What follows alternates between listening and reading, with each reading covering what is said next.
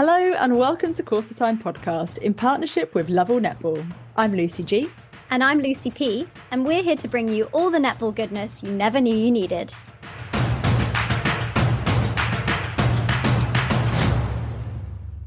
Hello and welcome to our Netball World Cup 2023 coverage. This episode is a recording of a live podcast from Saturday the 5th of August featuring New Zealand Netball commentator and all-round legend Jenny Woods, BBC sports presenter Betty Glover and recently retired England Rose Eboni Usoro-Brown. In this conversation, we discuss the two semi-finals, starting with England versus New Zealand before looking at Jamaica versus Australia.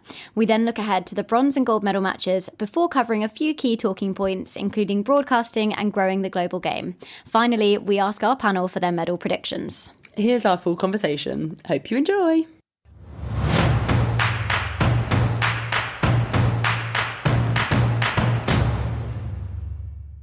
So, Luce, the Netball World Cup is here, and as you know, I simply could not be more excited. Oh, mate, tell me about it. It's the biggest event of the netball calendar. And what better way to show your support for the Roses than by heading to lovellnetball.co.uk and picking yourself up some of the Roses fanwear? Oh, of course. And I actually have this, this is a bit embarrassing, but I have this weird superstition that when I watch England play, I have to be wearing some kind of kit, like a top or a hoodie or something. Otherwise, I convince myself that if they don't win, it was all my fault. Oh my God, that is literally insane. But at least you and our listeners can get 15% off at lovellnetball.co.uk with the code NETPOD15 until the end of August. Amazing. Happy shopping, guys.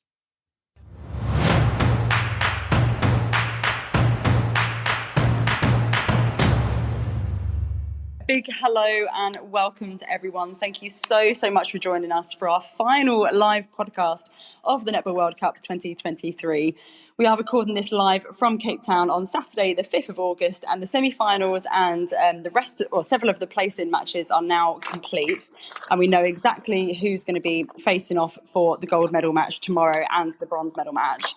So before we properly introduce our star-studded panel and dive into some questions, Luce, can you sum up how you're feeling right now? Today has been absolutely amazing. I don't think we could have really asked for a better pair of semi-final matches. Obviously, with some history being made, England making their first World Cup final. Jamaica obviously couldn't get over the line, which was a shame for them, as I thought they might be able to do it, but overall it's just been a fantastic spectacle of netball. We also had Scotland versus Wales as well, a nice Celtic clash there, but yeah, in general, just an incredible day, really. I think that the whole tournament has been building up to this moment and it didn't disappoint. No, it really didn't disappoint. The amount of history that's been made throughout this World Cup is just absolutely bonkers. So just a few housekeeping bits before we get into it with our panel. As we mentioned, this space is being recorded for any netball fans who aren't able to listen live, and then it'll be released as a bonus episode just after the World Cup, along with our other two live podcasts. If anyone listening wants to send in some questions or comments, please do tweet us at Qtr Time Pod. We'll also be monitoring the hashtag NWC2023. So do share your thoughts, questions, comments, musings, popular or unpopular opinions, and we'll try to shout out as many of them as possible. As always, the athletes and coaches that we're talking about are real people who have real feelings and may also listen to this live or on playback. So please do bear that in mind with any comments that you make or anything that you send in. And as always, be respectful at all times. And so to now introduce our amazing guest, we are thrilled to welcome New Zealand netball commentator Jenny Woods, BBC sport presenter Betty Glover, and recently retired England Rose turned Sky Sports pundit Eboni Usoro-Brown. Welcome, everybody. Hello. Thank you so much for having us. Hello. And likewise. Yes, Jenny, you're there. Lovely. Fabulous. Well, thank you so much, all of you, for joining us. We're going to dive straight in because we're already 5 minutes in. We only have an hour. I don't want to keep you running over. So we're going to start by looking at the first of the semi-finals, which was, of course, England versus New Zealand, which England came away victorious at 46-40. And Jenny, I believe you were commentating this game. Is that correct? I was. It was an absolute, you would have all been watching it. It was a thriller.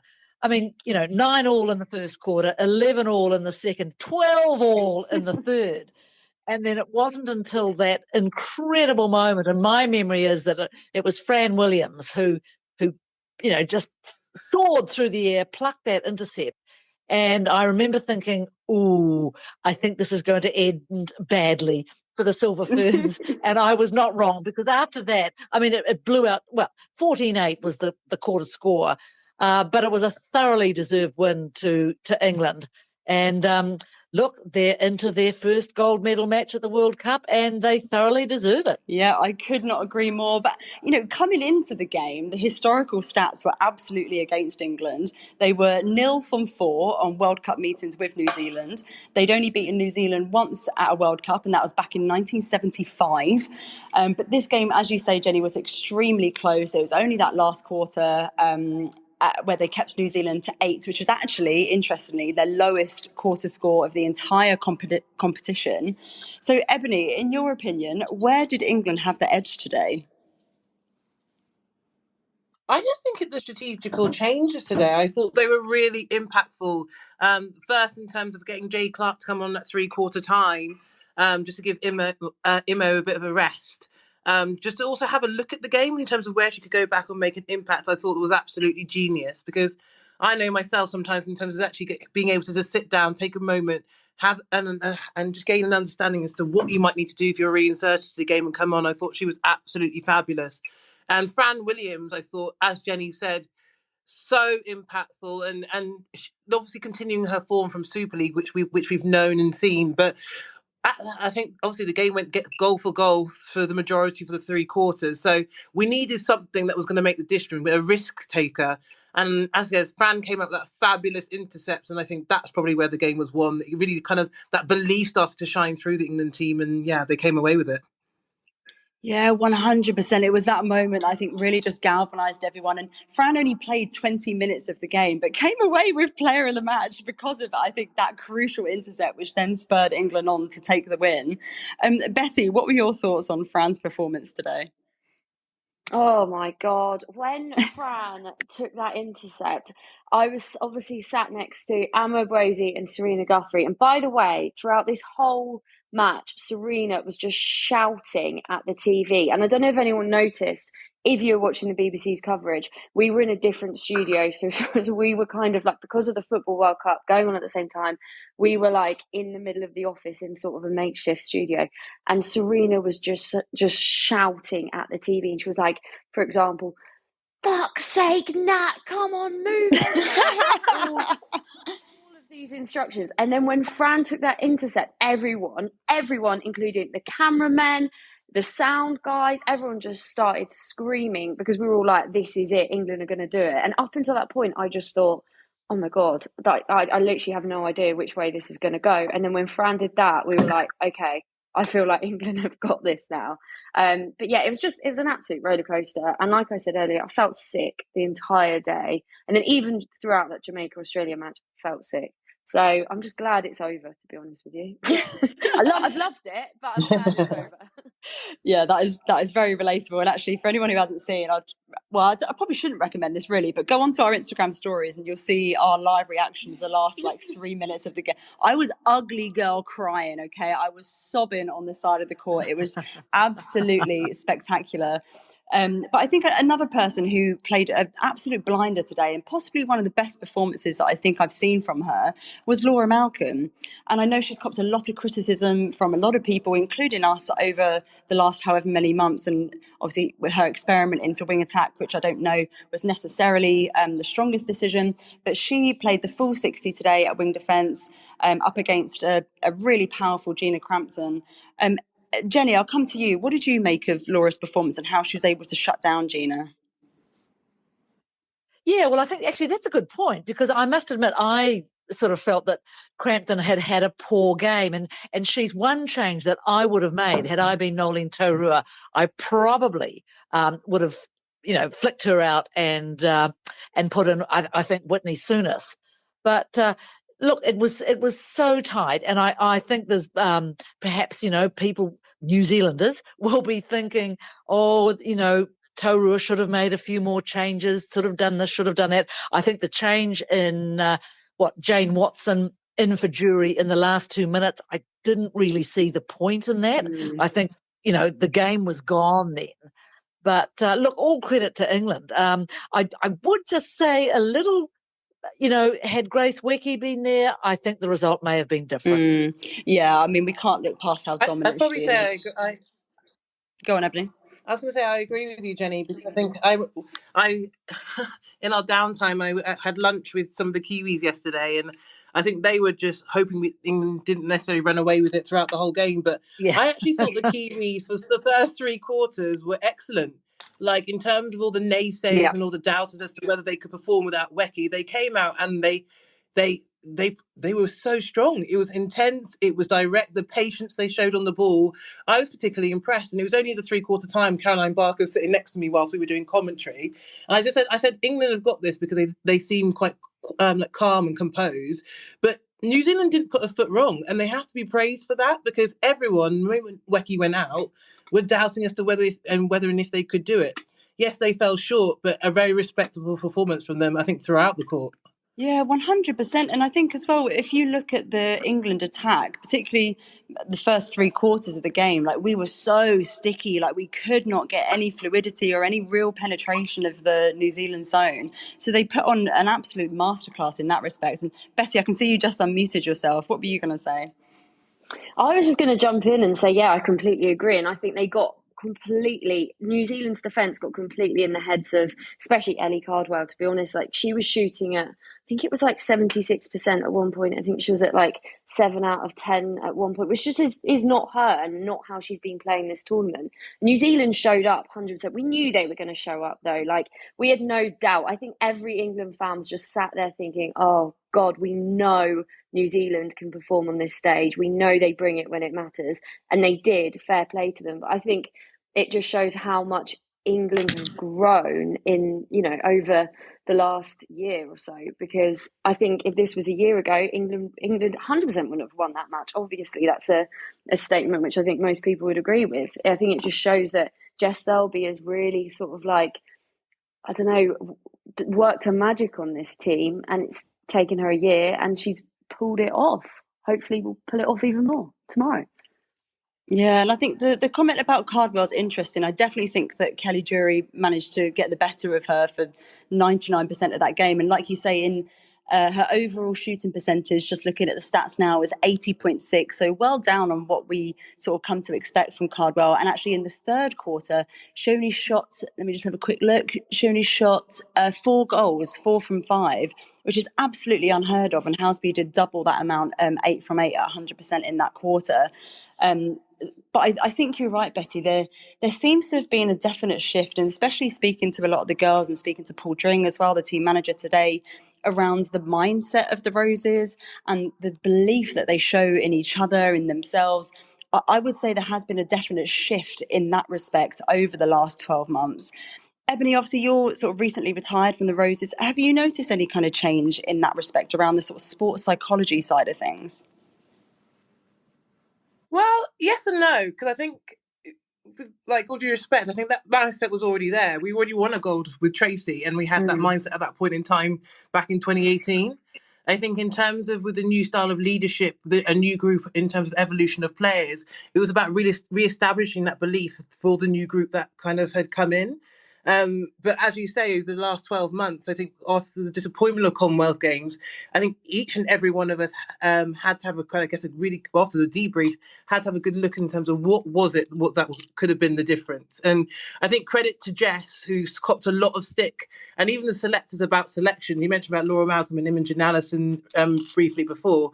But again, they've looked at the team, they've looked at the strengths, they've learned from the lessons from last year. And I think that's what's created the belief in terms of the level of accountability that each and every one of them has shown. So I think what's been brilliant, there has been a shift because there's been more of a level of trust. But it's not like it was never there because we've already shown success on that stage. I think it's just been reshaped and reformed a different way for this new generation of players. I agree, but I also think, like, for example, during the Commonwealth Games, Imogen Allison was not as good as she is now in that position, of course. And like, England being able to have a stronger mid-court is so crucial, and England didn't quite have that at the Commonwealth. They were just relying on Jade, weren't they?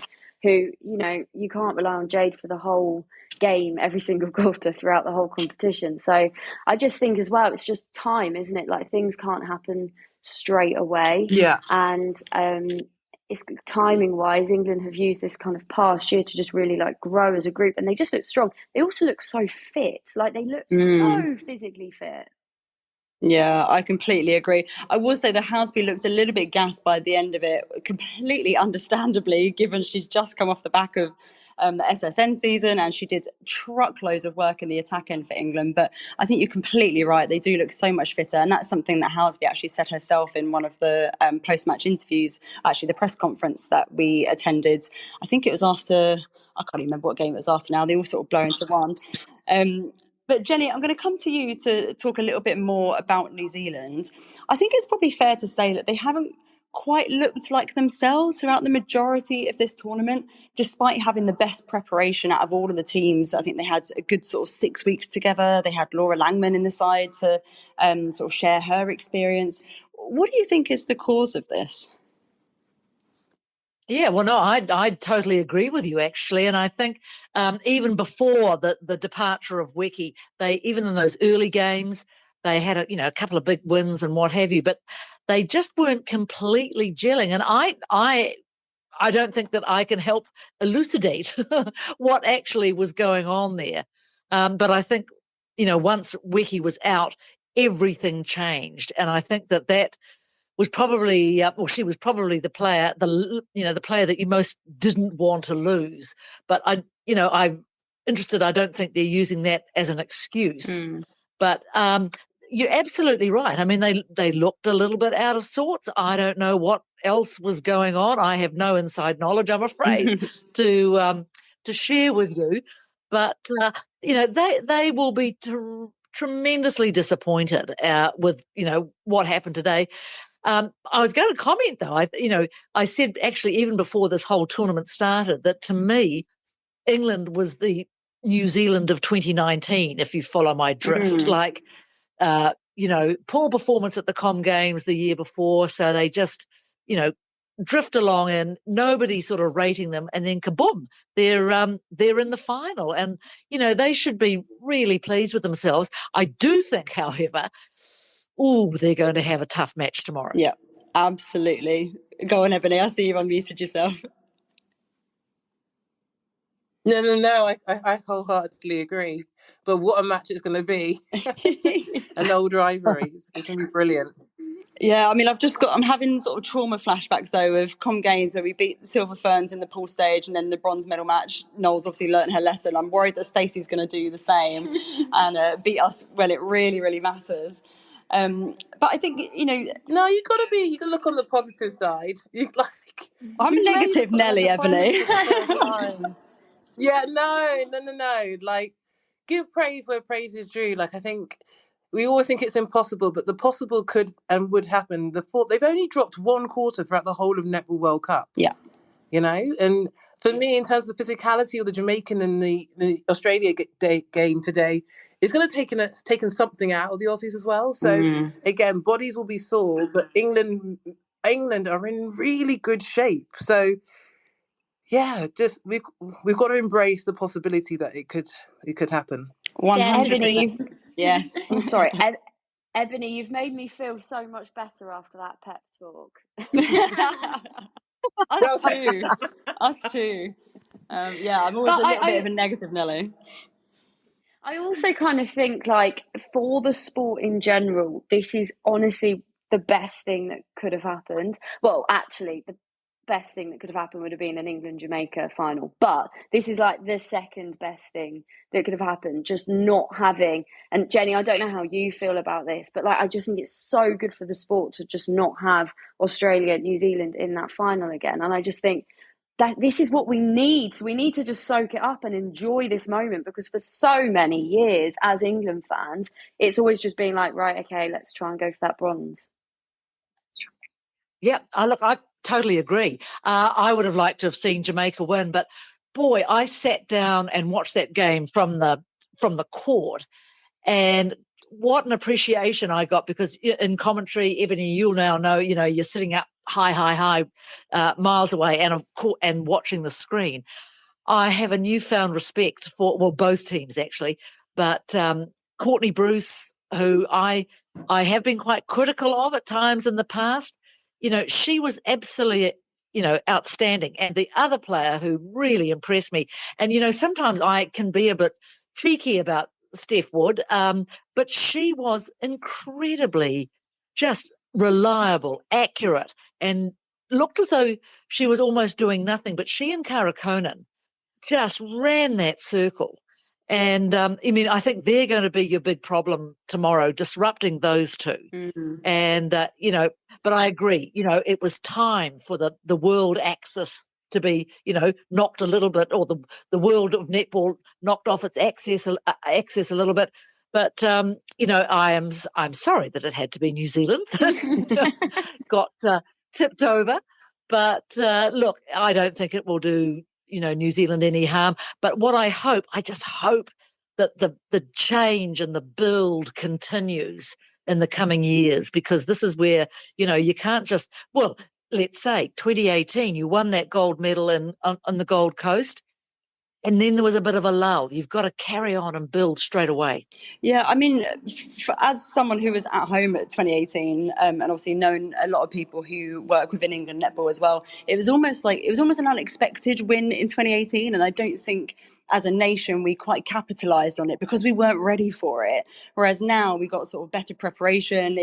We were not expecting to win, but we're certainly hoping to win, and I feel like we're better prepared. So, Ebony, if we do manage to come away with the gold, how big of an impact do you think this will have on grassroots netball? I think it'll be absolutely huge. Like, we saw the effect in terms of the win after the Commonwealth Games in 2018, in terms of participation levels, just awareness, interest, investment in the game.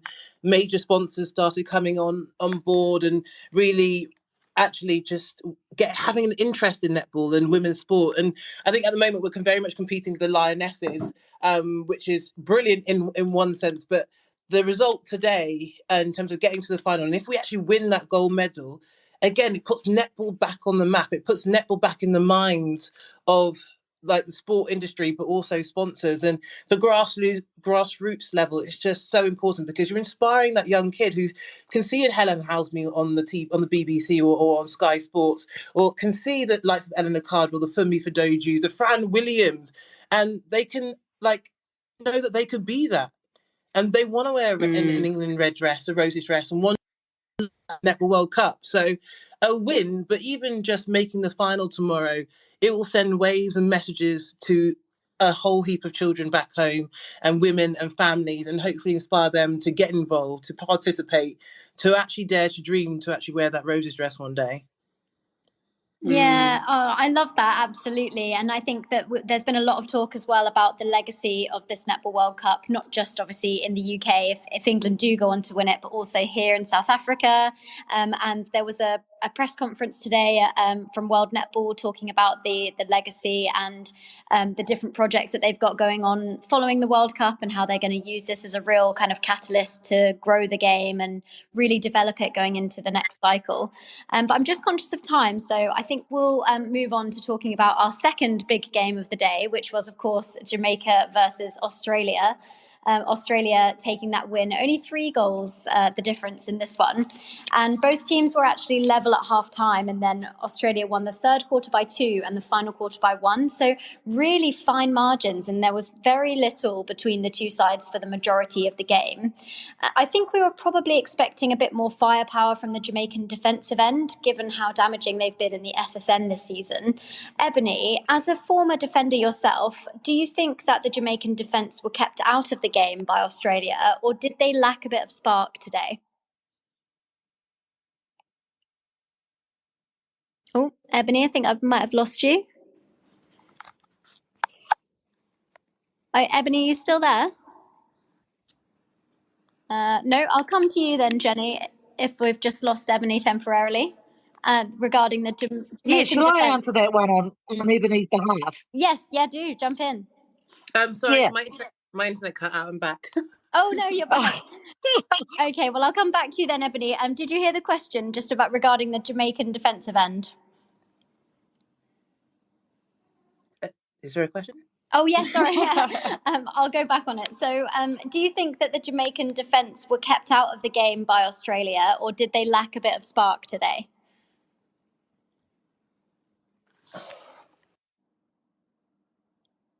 Oh, no, I think we've lost you again, Jenny.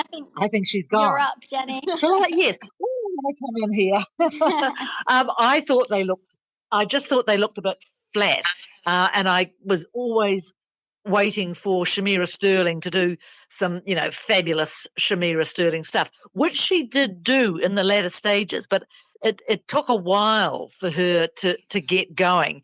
It was interesting actually watching the warm-ups for both sides, because we were all sitting along the sideline and all made the same comment that, Australia has such a, terrific warm-up. They do drills and they do this and then they finish with a bit of half court. At the other end, Jamaica were far more sort of relaxed and laid back. And, I don't know how important that is, but I think it might be, because it's the essence that sort of gets you going, doesn't it? So you can have a really fast start. Yeah. And so, I thought Jamaica was a little flat.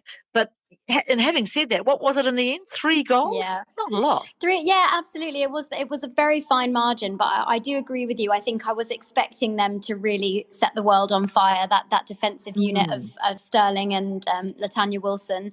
But I don't think they really ever got into sort of fifth gear.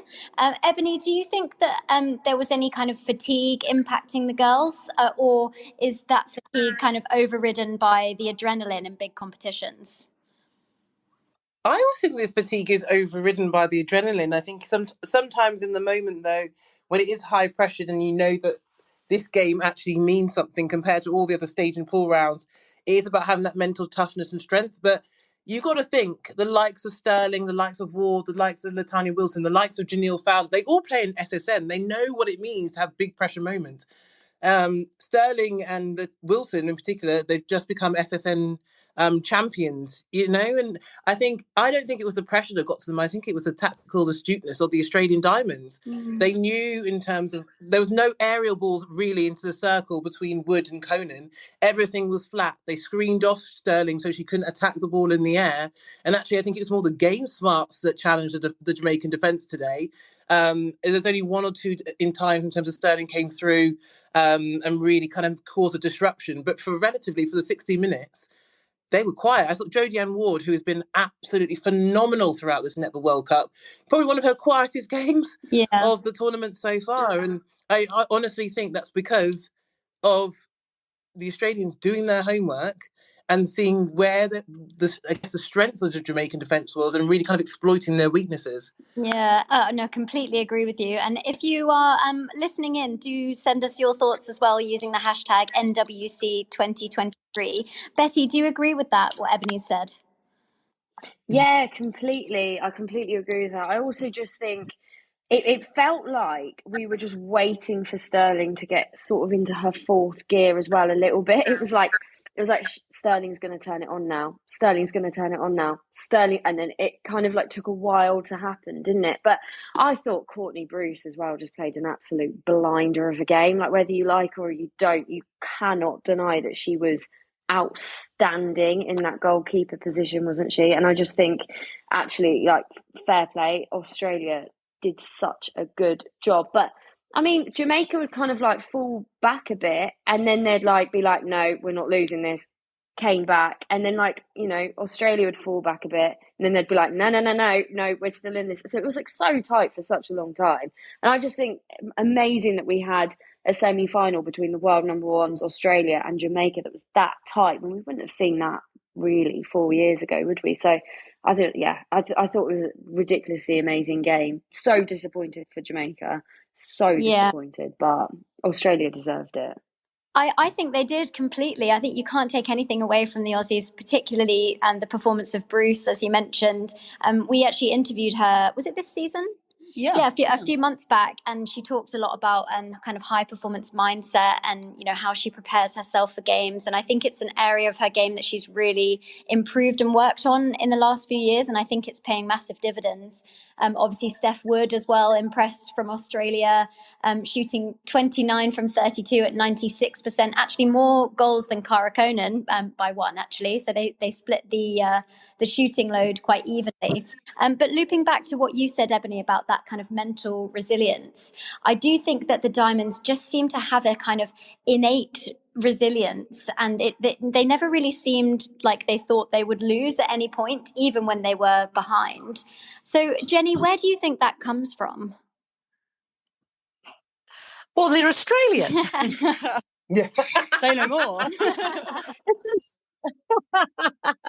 It's as simple as that. And I think, unlike, and even though, I mean, our countries are very close together, we're very different people. And it's always fascinating, actually, the psychology, you know, the two teams, but between the two teams. But I said before the game, I fully expected Australia to win, because even though, you know, Jamaica had looked so good, I can't remember when Australia lost 2 tests in a row. And you know, it just doesn't happen. And, you know, that's exactly what they went out and they performed. But, you know, it'll be interesting to see what happens next. But, you know, they're just hard Aussie players, and they don't doubt themselves. They have total confidence, and they go out there and do their job. And, you know, I always remember Catherine Harvey-Williams, former captain of Australia, you know, came and lived in New Zealand for a while. We did some commentary together. And I remember her telling me, you know, she said Australia should never lose. And they are always affronted when they do lose. And I thought, yeah, that's really interesting, because we never feel like that. But I suppose, you know, they've got a lot of players. They've, you know, have so many, I guess, more reasons why they should win. Yeah.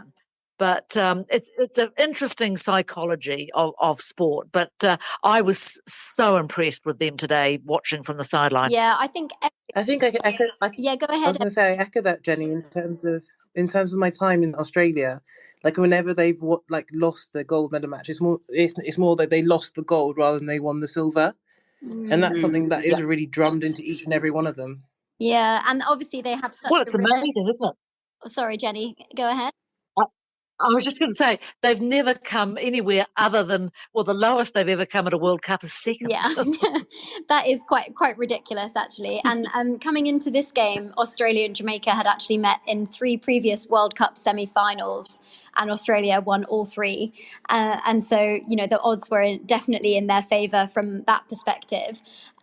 Ebony, do you think that the lack of experience for Jamaica in terms of coming out on top in a semi-final situation impacted them in this game? I think it could have been a factor. I think there's been so much talk about in terms of them and unfinished business, but also how much, like, the form that they've been in throughout the Netball World Cup. Everyone's been saying they've been untouchable in terms of just the flair, the consistency, the rotation, the caliber of players that they've had.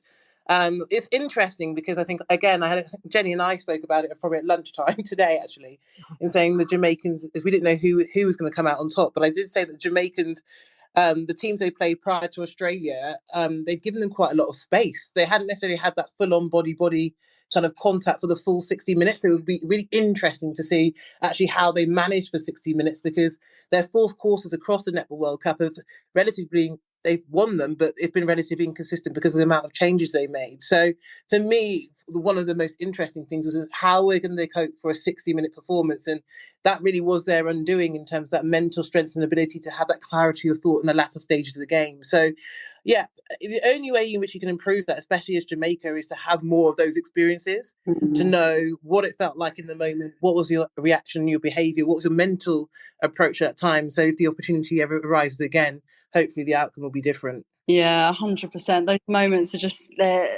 worth their weight in gold when you're able to get into them in terms of how you can then carry that forward for future meetings. And I'm a little bit conscious of time, so we're going to move ahead and look at our bronze medal matchup, which would, of course, be Jamaica versus New Zealand. So back on day 7, Jamaica took the win by 11 goals against the Silver Ferns, and they're in the lead from sort of towards the end of the first quarter for basically the rest of the game, and even managed to bring their bench on at the end. And this game was New Zealand's biggest ever loss in a World Cup match ever in history. So, Jenny, for you, we've spoken a bit about the Silver Ferns who potentially went a little bit missing today. Who from the Ferns needs to stand up in this bronze medal game to get them across the line? Yeah, well, that's a really good question, and I suspect it'll be one that Nolene Taurua and Debbie Fuller will be, scratching their heads about and making a plan tonight. Look, it's hard to answer. I mean, one suggestion sort of being thrown about is you move Ekanasio back to goal shoot, and then you either bring in Tiana Maturo. I mean, Jamaica won't have seen much of her because she's the replacement player who's come in for Weki, or they haven't used Tapia Selby-Rickett much at all. And now I don't know the reasons for that. I'm not sure. I would have started, Whitney Souness to me has been the form wing attack as far as New Zealand's concerned. So I was a little bit surprised to see Crampton get the start. She did well, but I think she probably could have been replaced. And as far as the defence is concerned, it's Jamaica. So, I don't know what they're going to do because they were using this experiment where they'd put Kelly Jury, all however many 6 feet of her, out at wing defence to put her arms, up and over that feed into Fowler. Now, I don't know that it completely worked. So whether or not they pursue with that, not sure. But I think, the defence has not been bad. We've won plenty of ball. But look, throw the bibs up and see who picks them up. Yeah, it'll be really interesting to see where Kelly Jury ends up, because I agree with you regarding the wing defence position. I'm not 100% sure whether that paid off. And someone like a Nadine Thomas or a Khadija Williams, they are really speedy. And I think they could potentially, that's sort of their strength to be able to get away from someone like a Kelly Jury. Betty, I'm going to come to you. Who do you think are the key matchups for this battle? Oh, God. Well, I think Kelly Jury should definitely be starting at goalkeeper because she was so good today. And I think actually, I just think she was wasted in that wing defence. It just didn't work. I agree with kind of both of you. So I kind of think her against Janelle Fowler will be so interesting. I mean, I don't know how to call it, to be quite honest with you. I've got no idea. I think it's going to be such an interesting game.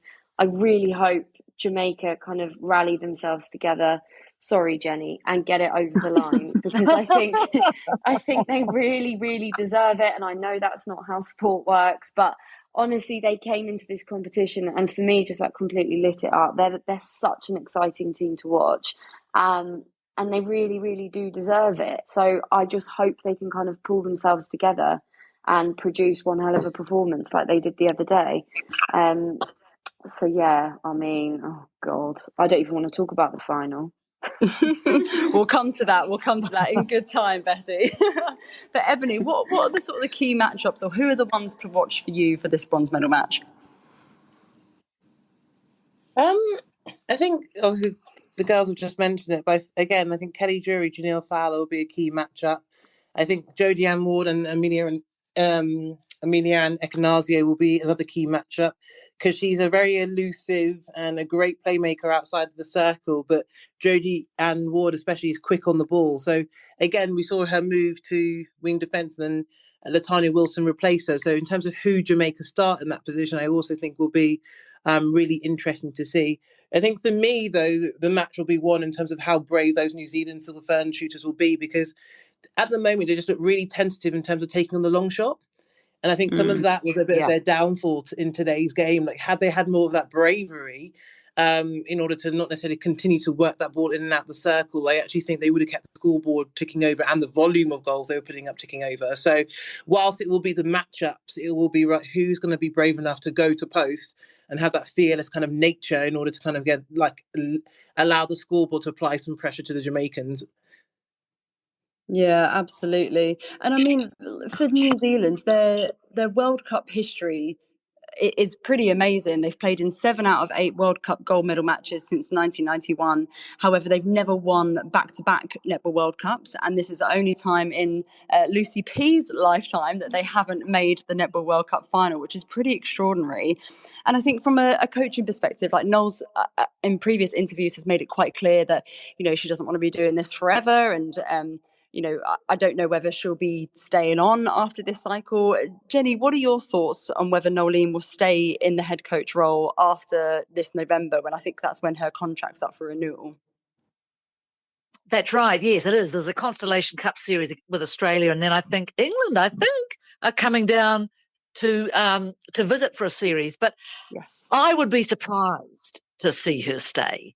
I mean, she's had an amazing run, and I just can't help but think that she might. I mean, she's still young. I don't know how old she is, but I think she might like to do something else with her life. She's got an awful lot to offer in all sorts of areas, really. She Maoridom would be a key one. She's a very spiritual person.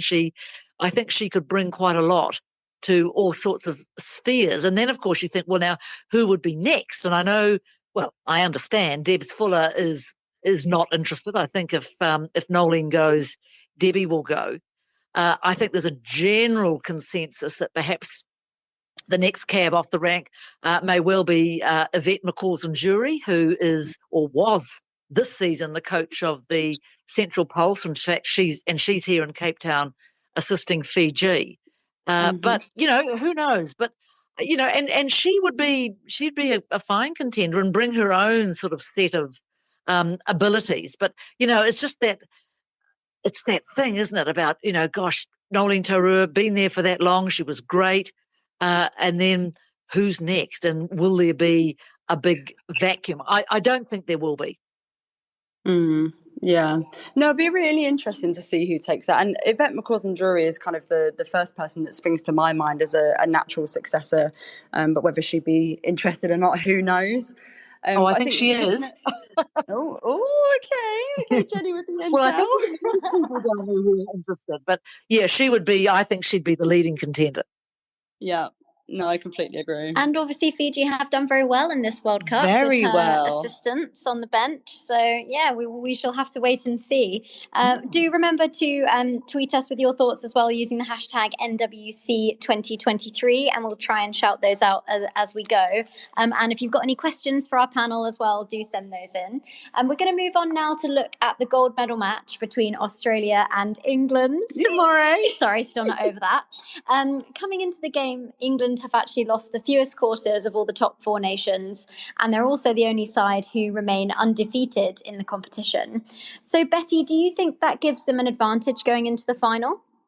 I'd like to say yes, but it's knockout netball, isn't it? It's a final. Anything can happen. I think you kind of have to park everything else that's happened in the competition. I think England will, of course, have quite a lot of confidence going into this. Unbeaten is amazing. But it's a final, and it's against Australia that know how to play a final. We know that they can turn up when it matters. We know that Stacey's going to have some cards up her sleeve that she's going to pull. And I think it's going to be a really, really interesting matchup. My head is telling me something very different to what my heart is telling me. And well, I was going to say I was feeling quite negative, but Ebony, with her positive rant earlier, has kind of turned me around slightly. So, you know what, guys, I'm feeling good.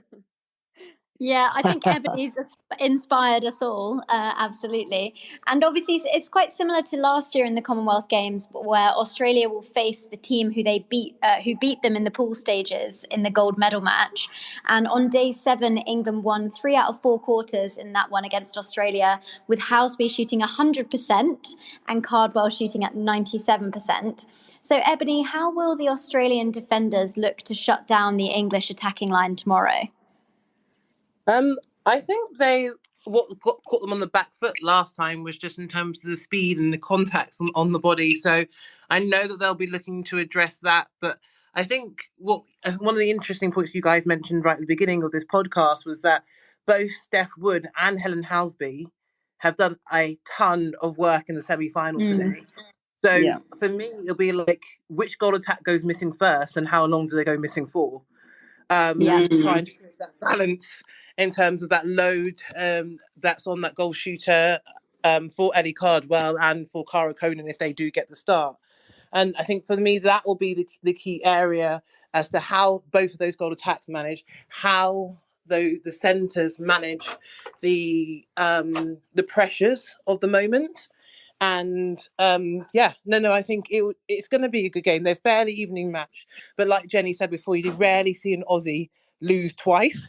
So England will have to bring all their tactical prowess in order to get across the line. Yeah, I definitely think it's going to be a very tough day at the office. I think for both teams as well, because, there's just so much at stake here with the, a first World Cup win for England, but also for Aussies to get all the trophies back in the cabinet, coming off such a successful year last year. But obviously in that pool game between Australia and New Zealand, Nat Metcalf had 3 general play turnovers in the second quarter, which is actually the quarter that Australia won 19-11. And there's been a lot of talk about the matchup between her and Ash Brazel, and that sometimes in previous games we've seen Nat get a little bit covered by Brazel. So Jenny, do you think that Chelsea Pittman is a better matchup against Australia for England? Yeah, I was surprised actually not to see Pittman in that game. Was that today? I mean, today seems to have been going on forever.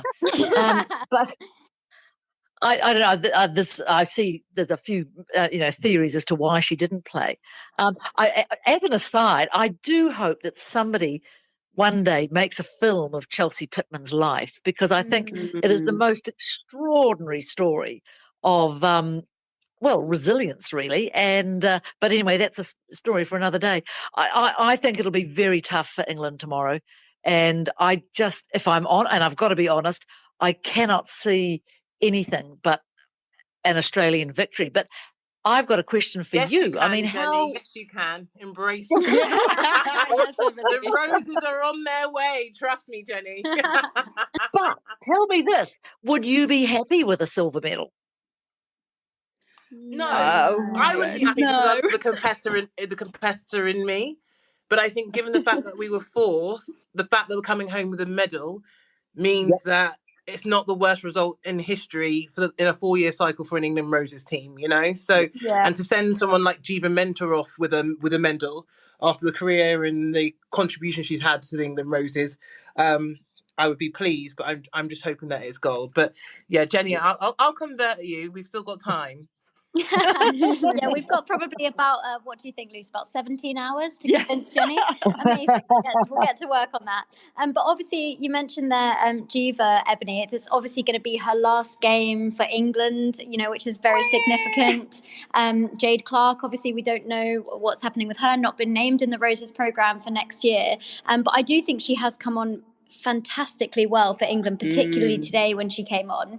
But Betty, do you think that Imo is our starting centre with Jade as the impact? Do you feel like that's the combination that we should go forward with? Yeah, 100%. I think Imogen Allison has just been so good in that centre position, so much better than I think most people kind of thought she'd be in a way. She's been so integral, and I think Jade is so good, like kind of Ebony highlighted earlier, and sort of it worked so well. Jade coming on for that quarter, giving Imogen that little bit of rest that she needed and that time to be able to think, right, okay, how am I going to target this next quarter when she comes back on.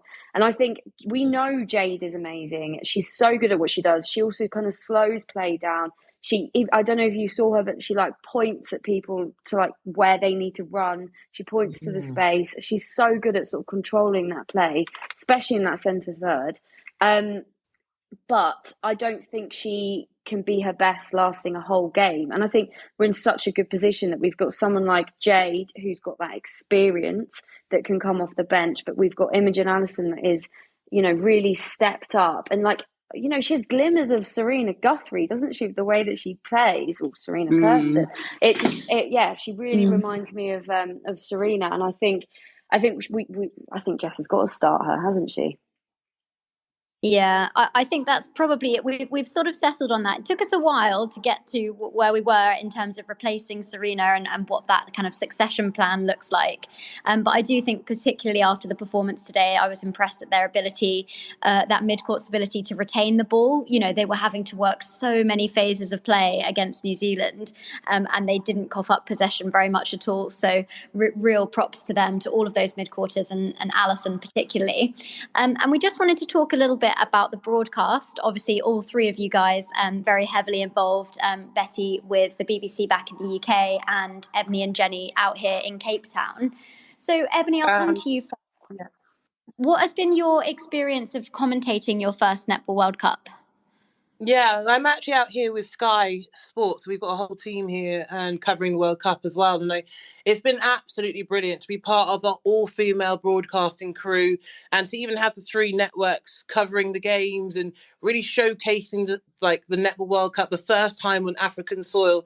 And even just to share perspective, I think one of the first games I actually did, I co-commentated with Jenny, and it was wonderful to be able to see in terms of the differences and the different styles in terms of how we present the game. And I think that's been the biggest learning curve, and meeting different people and just seeing how they celebrate women's sport. So it's been absolutely brilliant from my perspective, having retired only just recently, to sit on this side of the camera and to create the stories and the narratives about the individuals and the teams and the nations, and how we need to, I guess, develop netball in the wider region, the Africas, as well as the Oceanias. I think it's been wonderful to kind of embrace all the different aspects of what makes Netball World Cup and the netball community so great. But yeah, working with Sky Sports has been a treat. They obviously cover the Netball Super League, so they have that kind of close affiliation with a lot of the players, like even from England and Wales, to get their thoughts and their feelings as to how the Super League in particular has helped them develop throughout this competition has been absolutely wonderful to see. Ebony, you've been amazing. Yeah. You've been so good. Oh, you guys are too kind. Yeah, absolutely second that, Betty. I think you've been outstanding. Your transition from player to pundit, I think, has been absolutely seamless. Yeah. And Jenny, you were obviously commentating you've commentated many World Cups now. What's this, your third, did you tell me, or fourth? No, number 5. Number 5, blimey. They should be giving you some kind of hat or something. I don't know. No, we should get broadcasting caps, Jenny. That's right. Yes. You're nearly equaling the record, Jenny. But how does this broadcast setup in Cape Town compare to the last Netball World Cup in Liverpool? It is very different. And I must say, I would echo Ebony's comments. I mean, I have absolutely loved it. It's very different. It is fantastic that, the all-female crew. It hasn't probably been as smooth as, the one previously in Liverpool. But what I think it has been is, because of the diversity of commentators, I hope it continues, because, we've had Simone Forbes from Jamaica. We've had Pepe Siachin, I still can't say her name, which I'm embarrassed about, from Zimbabwe. Ruth Memi from Uganda. Mary Wire. I never thought I'd, do a commentary with the legendary Mary Wire. In fact, what I love about Mary is she's even got a tracksuit that she wears with embroidered on the back, the legend Mary Wire from Malawi. She's working with you, Ebony, and also it brings so much flavour, because everyone brings their own whatever it is that they bring to the game and to the commentary. And of course, the Australians, I forgot about them. But I have worked with them quite a bit. And of course, Caroline Anna Garco, who I Stanley. can see is listening on this call as well. Hi, Caroline. I hope you're enjoying it. It's been amazing, actually, to have that diversity of different voices on the broadcast as well. Betty, from your perspective, how pleased have you been with the response to the Netball World Cup back home in the UK? Oh yeah, it's been really, really good. I think, like, of course, Sky do such a tremendous job, and they cover the Super League, so they do it sort of day in, day out across the season. So you know what you're getting with Sky. It's really, really good. With the BBC, it's like we kind of don't really do this. So I'm really proud of like the team that we've got, and some of the features that the team have put out have been incredible. I've cried at a lot of them because they're just so good. And I think it comes with like a different pressure, because broadcasting on BBC Two, you've got to be like, right, a lot of the people listening aren't going to be netball fans. They're not going to like this sport. And I'm sure quite a lot of people have seen comments from old white men that have been like, what on earth is this? Get the cricket on. But like, it comes with the pressure, because I'm sat there and I'm like, we need to sell this sport. Like, we need to get people to realize that this is a really, really good sport. It's fast, it's physical, it's intense, and it's women at the top of their game in professional sport on the world stage that are producing these incredible performances that are absolutely thrilling and an absolute pleasure to watch. And it's like, how do we get that across to people that don't follow netball day in, day out? And actually today, like, I got so many messages from just sort of like random people that were like, I've never watched a game of netball before, apart from like maybe when I was at primary school, and this is insane. Like, people just did not expect that this is what netball is, because everyone, your average person sort of thinks, oh, netball, but it's going to be like baked beans and pivot, and it's just not. It's so good. So I'm just so pleased that, I don't know, we're getting it out to that audience, and showing people what netball is. Yeah, preach, Betty. I could not agree with you more. We've had a comment from Pippa Hamer. Hey, Pippa. She said, as a spectator, I've loved having the mixed balance opinions of the commentators, pundits, courtside commentators. It's great to get all the different perspectives. And I think I completely echo everything that you guys have said. And I think for us being here in a media capacity as well, like, we have to give a big shout out to all of the volunteers and all of the event staff who have made this really, really extraordinary. And obviously after this World Cup, we've got I'm already looking ahead to the 2027 World Cup, which is in Sydney, from memory. Melbourne? Melbourne? I can't remember. Yeah, Melbourne? Yeah, somewhere in Australia. And we know from press releases from World Netball that this Netball World Cup has been the most commercially successful one in history, according to them and their measures of success, which is fantastic. But Ebony, with the next World Cup taking place in Australia, which is obviously a massive netball nation, the biggest netball nation in the world, arguably, how do you think we can take the Netball World Cup to the next level? I just think it's about investment in actually not necessarily the top tier of netball, but the mid tier of netball.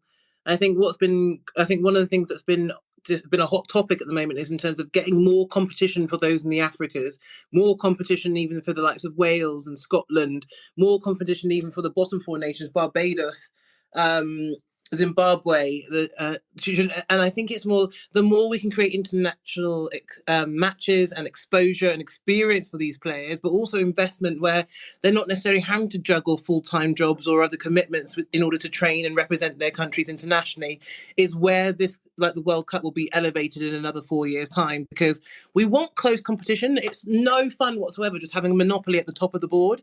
Yes, we didn't necessarily Jamaica England final that we probably would have hoped for in terms of that change of world order. But it's great to see England make the final, but we need it to be more unpredictable, more chaos, more Totally agree.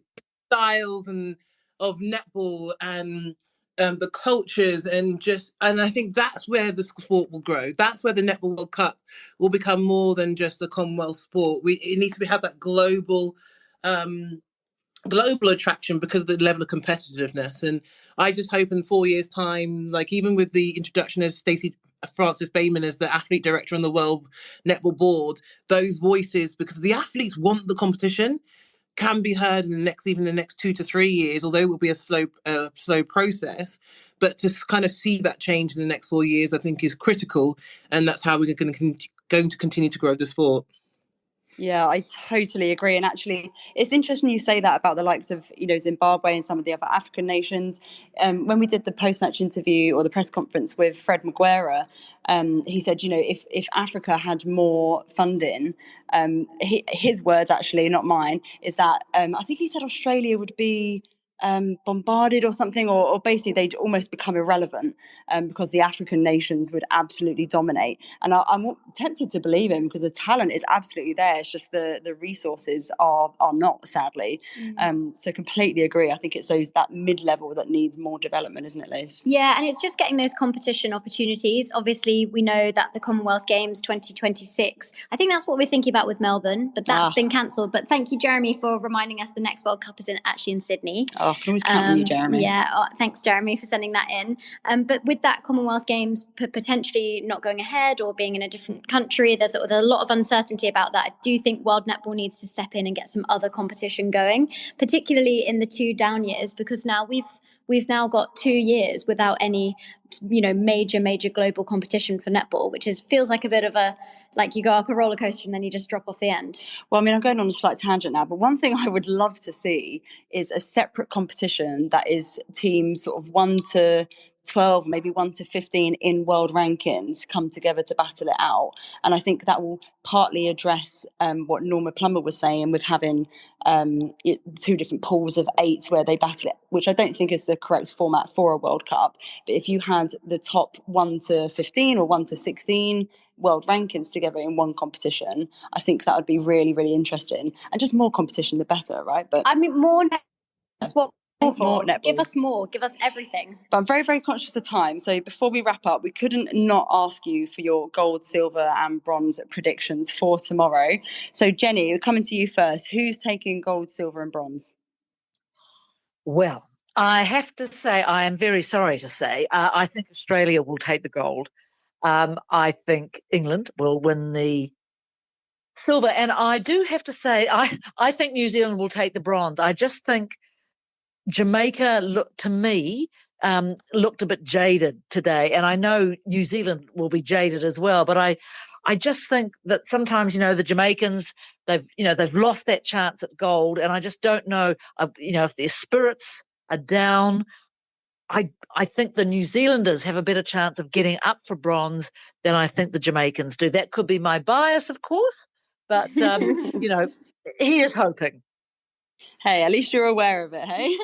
Yes, exactly. Betty, we'll come to you, your predictions. I think Jamaica are going to have loads of ice baths and loads of protein. They're going to really get themselves up for this, and they're going to take that bronze medal off of New Zealand. I really believe that they've got the mindset now that they're going to do it. I think Janelle Fowler's she's not going to mess about here. She's going to get a team together. And I really, really think Jamaica have got a stronger team than New Zealand. They deserve this. I think that Australia are going to take silver and England can take bronze. Gold. England are going to take gold. No more bronze for England, please. And Ebony, finally for you. Of course, the Roses will be taking gold. Yes. They're close. Okay. The Roses by 2 or 3. Australia with the silver. And I'm going to back my heritage and say Jamaica with the bronze. Absolutely love that. Well, a big thank you to our star-studded panel and for everyone who's tuned in today, and for giving up your time to chat with us. We really appreciate it.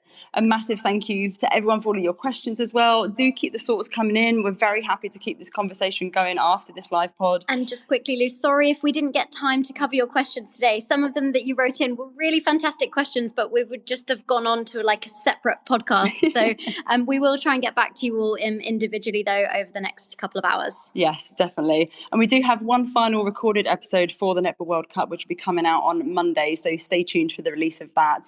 And a final big thank you again to our lovely panellists for joining us today. I know you're all probably exhausted of all of the Netball World Cup work you've all done, and a big thank you to our lovely listeners and also our supporters who and our podcast listeners who have got in touch on social media today. Particularly, the responses have been overwhelming to my ugly girl crying, so thank you for that. Get a good night's sleep, everyone. We've got a huge day tomorrow, and a big thank you again to all of you.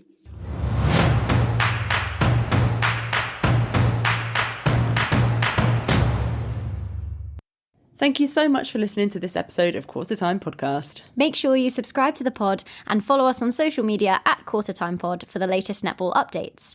Get involved in the conversation online by letting us know what you thought of the 2023 Netball World Cup and which players stood out for you. Finally, we'd really appreciate it if you could take a moment to rate and review, as it helps other people to find the podcast. If you enjoy listening to the pod, please do let us know and spread the word with your netball pals so that even more people can get involved. Don't forget as well to take advantage of our exclusive 15% discount with Lovell Netball by entering the code NETPOD15 at the checkout at lovellnetball.co.uk, valid until the end of August. Take care everyone and see you soon. Bye!